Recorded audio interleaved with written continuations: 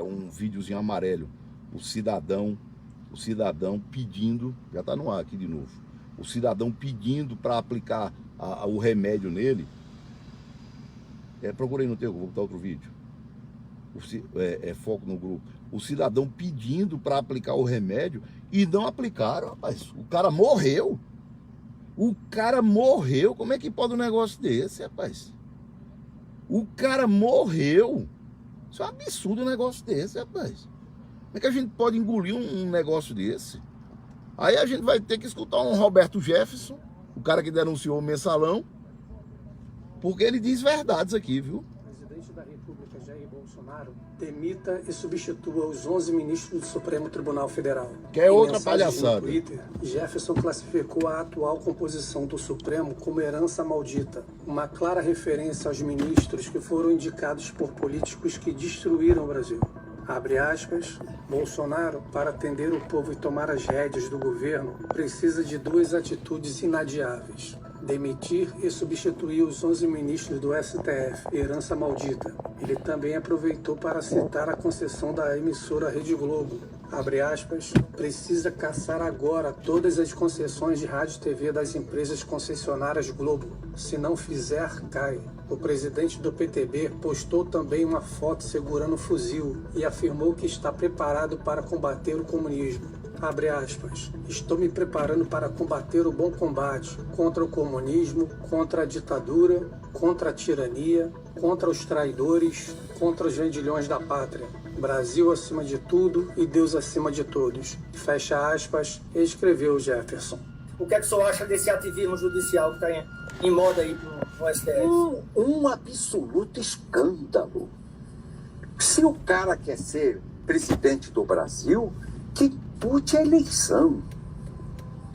Porque ser o presidente do Brasil sem risco, os juízes do Supremo, os ministros do Supremo, os capa preta do Supremo, eles têm inamovibilidade, quer dizer, eles não podem ser removidos da função, eles têm vitaliciedade, eles ficam na função até a expulsória aos 75 anos, e tem irredutibilidade de salários. Não pode ter o salário reduzido. Quer dizer, com toda essa proteção constitucional, eles querem dar canetada, tomando o papel, ora do Congresso Nacional, ora do presidente da República, e sem correr risco. Porque o político corre risco de não se reeleger, o presidente corre risco de receber um impeachment, de ser processado e ser empichado. O político corre o risco de ser cassado. Eu fui cassado como deputado federal e a cassação dizia que eu não provara o mensalão. O motivo da cassação que me levou à perda do mandato é que eu não provei o mensalão. E fui cassado, tive o meu mandato. Mas são os riscos do parlamento. Quer dizer que os caras que não têm risco nenhum, que têm o poder de fazer lei entre partes, com a sentença, porque uma sentença é uma lei entre partes. O Congresso legisla, mas precisa de 513 deputados federais e 79 senadores. Eles, numa penada monocrática, fazem lei entre partes. E agora querem ser presidente da República, julgadores e legisladores. E são carrascos quando condenam também. Quer dizer, nós vivemos uma brutal hipertrofia no Supremo Tribunal Federal que está interferindo no equilíbrio institucional do país. É um golpe constitucional e que pode levar a um gravíssimo confronto entre os poderes estabelecidos. Você imagina, Ricardo, se o presidente Bolsonaro, nessa penada que o Alexandre Moraes deu atendendo aí ao Ciro Gomes do PDT e sustou a nomeação do delegado Ramagem como diretor-geral da Polícia Federal, vamos que o presidente invocasse a Constituição e dissesse: é ato e prerrogativa exclusiva do presidente da República. Eu não aceito a intervenção nesse meu direito por parte do seu Alexandre de Moraes. Muito menos uma intervenção monocrática. Pegasse aquilo, ó, rasgasse assim na frente do oficial de justiça do Supremo, puf, arquivasse na lata do lixo, desse posse e mandasse o ministro, o diretor-geral da Polícia Federal trabalhar. O que o Moraes ia fazer? Nada. Ia sujar na barra da saia. Ele ia ter que sujar na barra da saia. Ou senão ir para Roma chorar lá no pé do Papa. Mas estava instalada uma gravíssima crise institucional, porque o Poder Executivo teria dado uma banana de público a um ministro abusado, autoritário, contra a lei, em exercício no Supremo Tribunal Federal. O Bolsonaro foi extremamente moderado e superou essa crise sem agravar as tensões. O presidente Bolsonaro é um homem honrado. Ele está sendo agredido e processado pelo Supremo e agredido pelo Congresso, pela mídia nacional, porque ele não rouba e não deixa roubar. Fui deputado por 6 mandatos. Sarney, Collor, Fernando Henrique, Dilma. Fui deputado federal por 6 mandatos. Dilma não, a Dilma entrou, já estava cassado. Collor, o general Figueiredo também do homem correto, mas fui com Collor, com Sarney, com Fernando Henrique e depois de Fernando Henrique e com Itamar Franco. Eu nunca na minha vida, como deputado federal e pelo meu convívio de jantares com os parlamentares, eu tinha havido ouvir um comportamento tão correto, tão reto, tão honesto de um presidente da República. E eu falo isso porque não é do meu partido, eu não tenho interesse no governo dele, nem cargos do governo dele, nem sou do Centrão, nem o meu partido é do Centrão, hoje sendo beneficiado para a base no parlamento pelo governo dele. O presidente Bolsonaro apanha de todos, porque ele não rouba e não deixa roubar. Ele apanha pela sua virtude. A turma no Brasil da velha política acostumou com o presidente facilitar o roubo para financiar eleição partidária e financiar os dirigentes partidários, enriquecer dirigentes partidários. Repare bem, Ricardo, toda essa crise, nós estamos há 5 meses das eleições. Isso é caixa seca. Os partidos políticos, a velha política, porque tem muita gente boa no Congresso Nacional e muito político antigo que é honesto, é sério, mas essa velha política está de biquinho sequinho. É igual passarinho com sede. É igual o cocainômano sem cocaína. Fica louco, não tem dinheiro para cheirar. Dizem que o Gedel ficava com aquele dinheiro no apartamento, aqueles 52 milhões dentro da mala, que ele sentava, isso é a Polícia Federal, tem impressão digital dele nas notas e nos sacos plásticos. Ele sentava no chão e ficava cheirando dinheiro, rapaz. Meu Deus do céu, isso acabou. Não tem mais isso no governo do presidente Bolsonaro. E ele tem apanhado violentamente na imprensa. Eu agora vejo mais um ministro do Supremo, monocraticamente, falar em adiar as eleições. Adiar as eleições é prorrogar o lockdown. Quando você ouvir falar em adiar eleições, é porque já tem uma jogada para prorrogar... para prorrogar o isolamento social.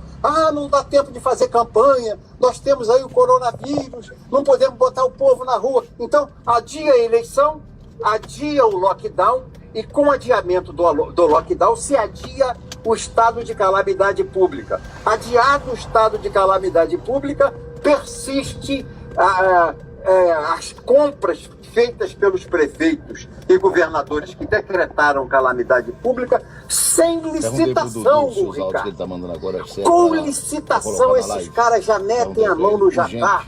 Toda hora a gente vê, com licitação, eles defraudando a licitação. Imagina o maná que está sendo sem licitação, o que esses prefeitos e governadores estão fazendo com dinheiro público no Brasil. Vem aí o Covidão, que é um inquérito que vai apurar o roubo da Saúde no Rio de Janeiro já começou. O Witzel já está lá sendo investigado por desvios. O Covidão já começou no Rio. E vai ser pelo Brasil, vai ser igual pandemia. A pandemia do Covidão. Então não podemos permitir, chama a tua atenção para que você analise isso e diga ao seu povo, juntos aqui, juntos, fervorosamente, não vamos permitir o adiamento das eleições municipais.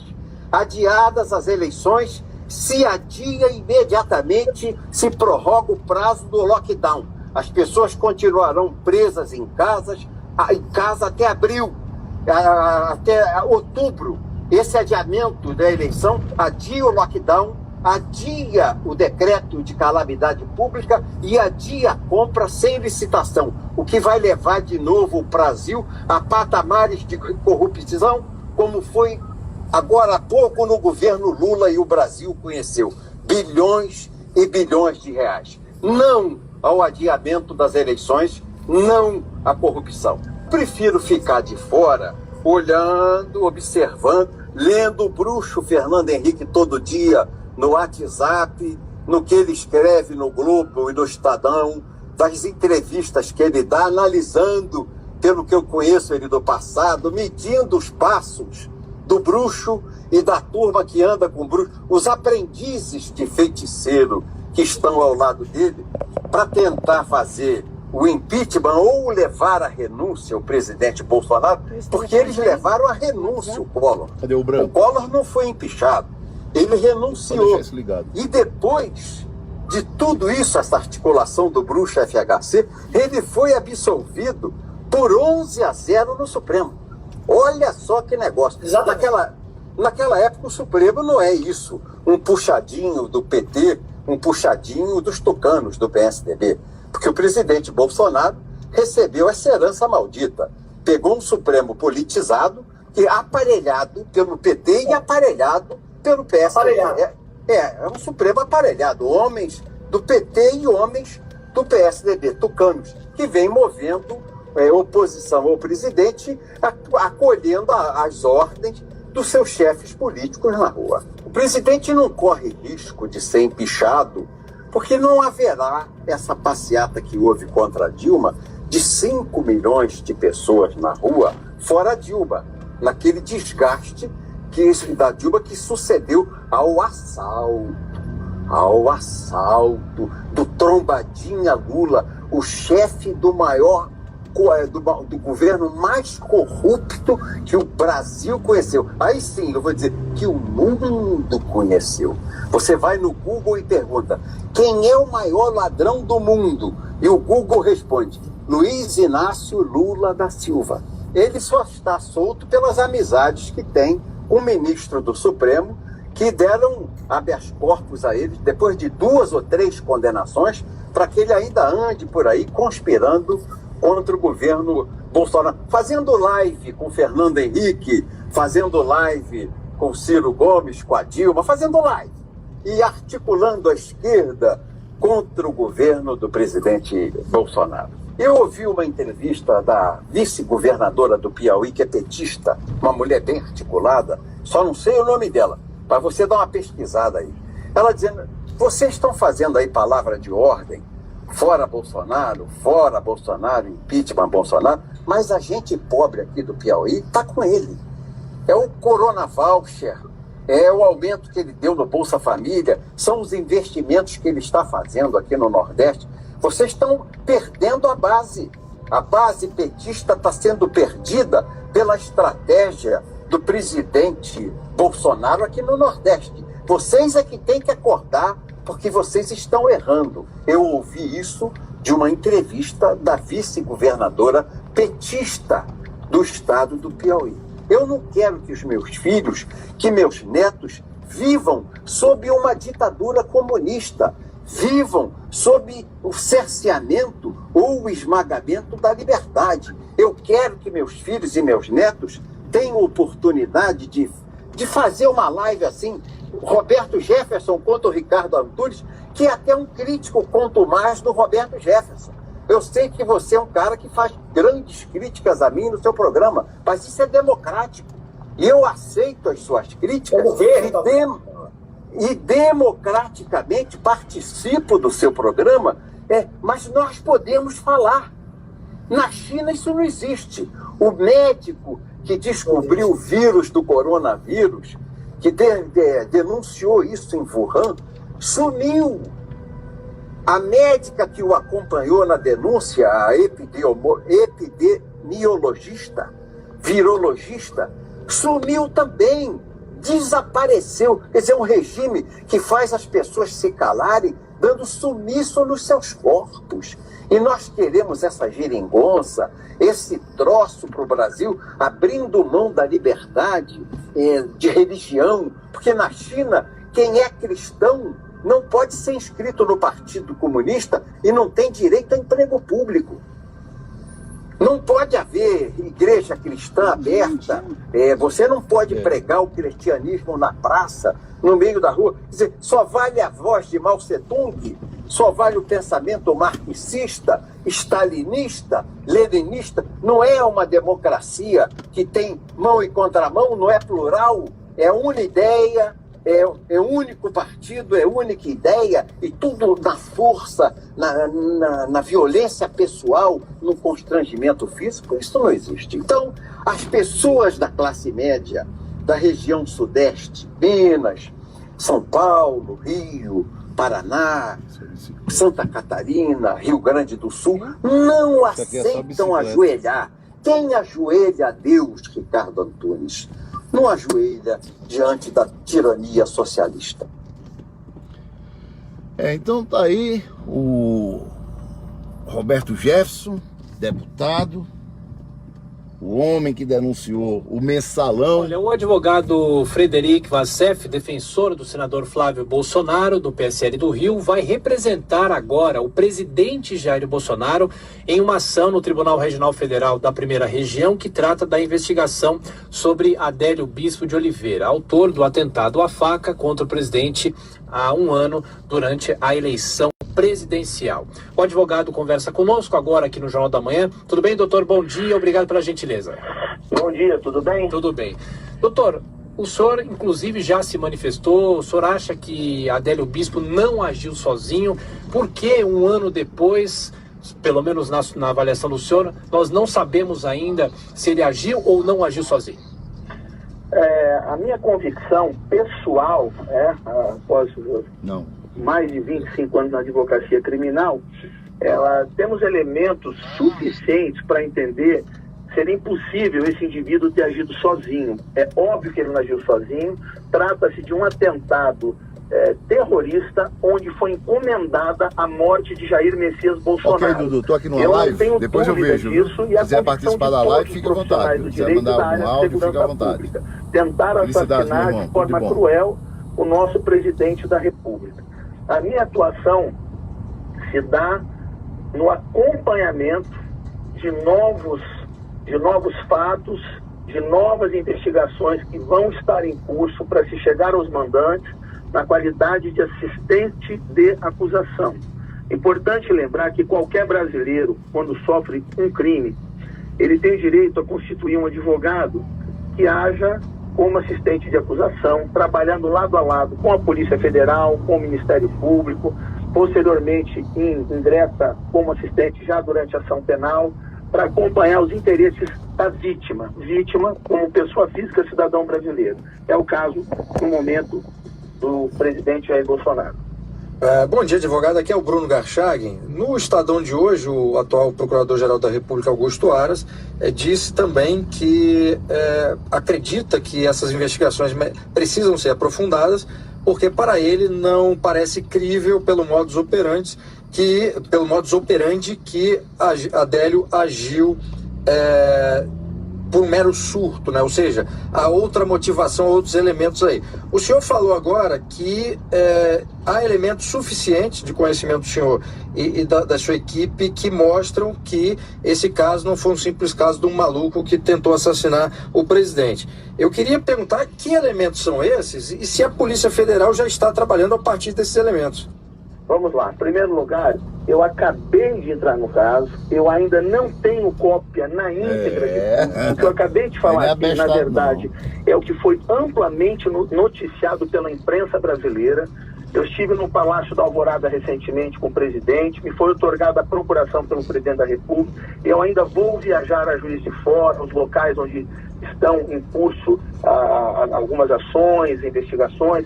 Vou juntar a procuração, requerer cópia na íntegra de todo o procedimento. Somente após ter acesso e fazer um estudo detalhado, vamos ter com precisão maiores informações. Agora, o que já é público, notório e que todos sabem, é que no momento do assassinato, antes mesmo do criminoso, simultaneamente ao assassino pago por uma organização criminosa, chegar na Polícia Federal em Juiz de Fora, estavam lá 4 advogados de Belo Horizonte que chegaram num jato particular. Os demais elementos, cartões de crédito internacional, o dinheiro, ele monitorava o filho do presidente, estava num clube de tiro. Eu convido qualquer brasileiro e desafio qualquer um a assistir o interrogatório deste indivíduo na audiência de custódia, quando ele falava com uma juíza federal. E vamos fazer uma enquete, vamos fazer uma votação para ver quem no Brasil acha que aquele homem é louco. Não, ele não é louco, ele é lúcido, sabia perfeitamente o que estava fazendo. Ele conversa de forma perfeita e transparente com a juíza federal. Ocorre que após o ingresso desses advogados, que até hoje ninguém sabe quem patrocinou, pagou, porque as investigações estão interrompidas no meio do caminho, ele convenientemente enlouqueceu.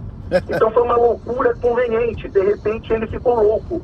Isso nada mais é do que um ardil e um mecanismo da defesa que foi muito bem paga pelos mandantes do crime para tentar alcançar a inimputabilidade, para que ele seja considerado inimputável, porque alguém com certeza deve ter prometido uma saidinha para ele. O que vai acontecer é que em algum momento esse homem pode vir a melhorar, vão buscar alguma tese jurídica para no futuro tirá-lo do manicômio, onde ele esteja encarcerado. Eu acredito que fizeram isso porque certamente, se ele sentisse o calor da prisão para valer, ele iria fazer uma delação premiada. E o Brasil ia ter uma surpresa, porque isso foi um atentado terrorista para matar Jair Messias Bolsonaro. Isso não é um maluco solitário manifestante, de jeito nenhum. Advogado, o senhor acredita então que houve um mandante, que o Adélio foi apenas um executor, é isso? Certeza absoluta. Isso é a minha convicção e a convicção de qualquer pessoa que tem um mínimo de lucidez e experiência na área de segurança pública. Doutor, aproveitando a pergunta do Bruno